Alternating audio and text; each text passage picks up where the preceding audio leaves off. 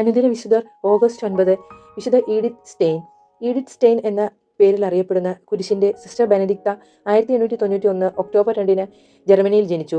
1910 ബ്രേസ്ലോവിലുള്ള സർവകലാശാലയിൽ തത്വശാസ്ത്രം പഠിക്കാനായി അവൾ പ്രവേശിച്ചു. അവളുടെ ദൈവവിശ്വാസം ഏതാണ്ട് നഷ്ടപ്പെട്ടിരുന്ന ഒരു കാലമായിരുന്നു അത്. എങ്കിലും സത്യത്തിനു വേണ്ടിയുള്ള അടങ്ങാത്ത ദാഹം അവളുടെ ഹൃദയത്തിൽ എന്നും നിലനിന്നിരുന്നു. 1921 ഈഡിത്ത് സ്റ്റെയിൻ ഒരു ലൈബ്രറി ഉപയോഗിക്കാനുള്ള അവസരം ലഭിച്ചു. കയ്യിൽ കിട്ടിയ പുസ്തകം അവൾ എടുത്തു. ആവിലായിലെ അമ്മ ത്രേസ്യ എഴുതിയ ആത്മകഥയായിരുന്നു അത്. വായന തീർന്ന് പുസ്തകം മടക്കിക്കൊണ്ട് തന്നോട് തന്നെ പറഞ്ഞു, ഇതാണ് സത്യം.